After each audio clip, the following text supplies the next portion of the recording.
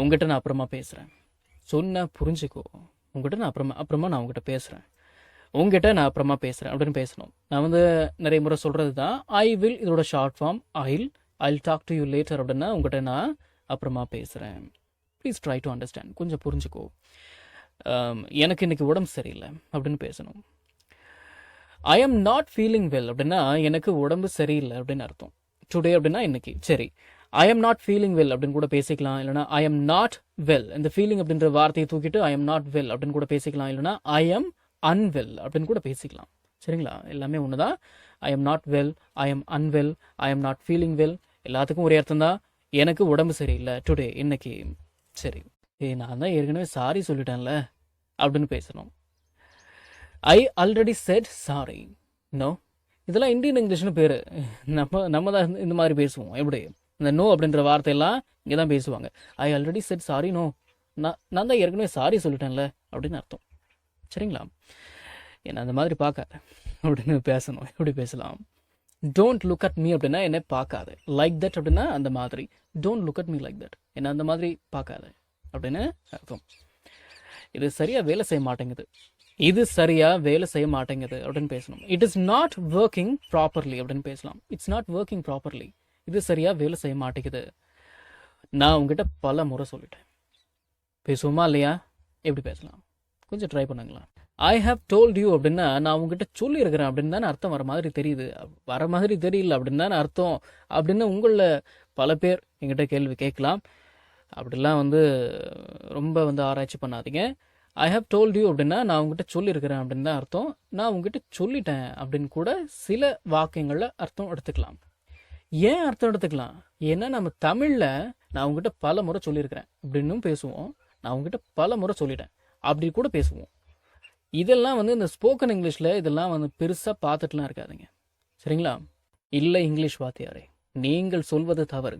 I have told you அப்படின்னா நான் சொல்லி இருக்கிறேன் அப்படின்னு தான் அர்த்தம். சரி விடுங்க, எதுக்கு இவ்வளோ தூரம் பேசிக்கிட்டு. நான் உங்ககிட்ட பல முறை சொல்லிட்டேன்னு பேசுறதா இருந்ததுன்னா I told you many times அப்படின்னு பேசிட்டு போயிட்டாருங்க.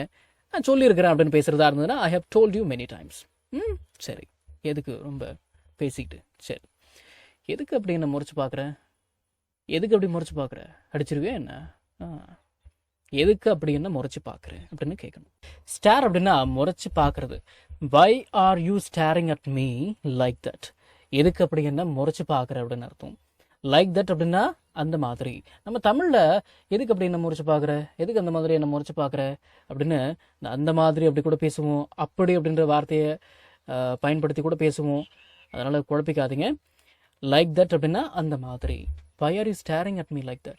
எதுக்கு அப்படி நான் முறைச்சு பார்க்குறேன் அப்படின்னு அர்த்தம். இது உன்னோட பிரச்சனை, இதை நீ தான் சமாளிச்சுக்கணும் அப்படின்னு பேசணும். திஸ் இஸ் யுவர் ப்ராப்ளம், இது உன்னோட பிரச்சனை. Only you should handle it அப்படின்னா இதை நீ தான் சமாளிச்சுக்கணும். ஹேண்டில் அப்படின்னா சமாளிக்கிறது.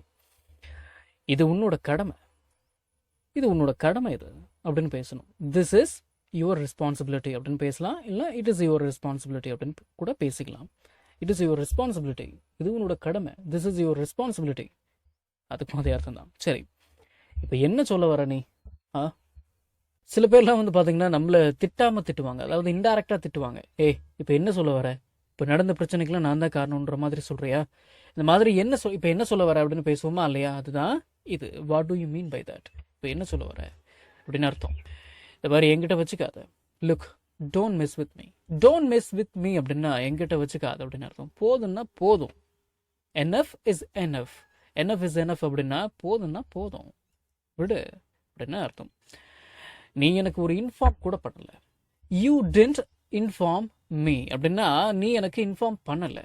You didn't even inform me அப்படின்னா நீ எனக்கு ஒரு இன்ஃபார்ம் கூட பண்ணலை அப்படின்னு அர்த்தம். இப்போ நீ என்ன பண்ண சொல்ற?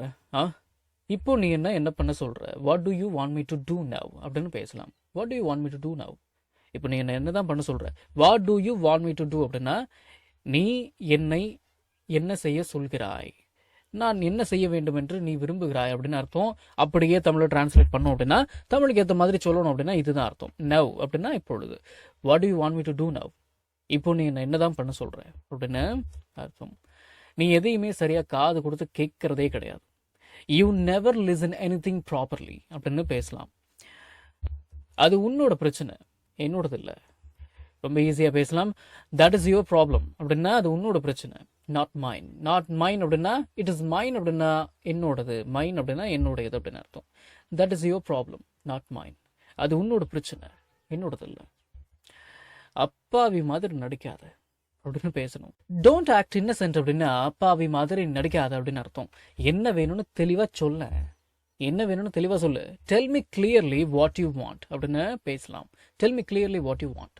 நம்ம தமிழ்ல பேசக்கூடிய அன்றாட வாக்கியங்களை இங்கிலீஷ்ல எப்படி பேசலாம்னு சொல்லி ஒரு 1000க்கும் மேற்பட்ட ஆங்கில வாக்கியங்களை தமிழ்ல மொழிபெயர்த்து ஒரு 5 PDF நான் ரெடி பண்ணி வச்சிருக்கேங்க. ஒரு PDF ஓட பிரைஸ் வந்து பாத்தீங்கன்னா 50 rupees. ஆனா இந்த 5 PDFையும் நீங்க 250 ரூபாய் கொடுத்து வாங்க தேவையில்லை. ஜஸ்ட் 199 rupees பே பண்ணி நீங்க வாங்கிக்கலாம். இந்த PDFஸ்ல இருக்கக்கூடிய 1000 வாக்கியங்களும் பேசக்கூடிய வாக்கியங்கள் தானே தவிர இந்த சென்டென்ஸ் கொடுத்து வச்சிருக்காங்களே இதை நான் எங்க பேச போறேன் அப்படின்ற ஃபீலே உங்களுக்கு வராது. இதை நீங்க PDF ஃபார்மேட்ல வாங்கிக்கிறதால உங்களுடைய ஃப்ரீ டைம்ல PDF ஓபன் பண்ணி போன்லயே லேர்ன் பண்ணிக்கலாம். நீங்க பணம் அனுப்பின உடனே வாட்ஸ்அப் மூலமா உங்களுக்கு 5 PDFையும் அனுப்பிடுவேன். So what are you guys waiting for? ஸ்கிரீன்ல தெரியுற நம்பருக்கு இப்பவே வாட்ஸ்அப் பண்ணுங்க, இல்லனா கால் பண்ணுங்க.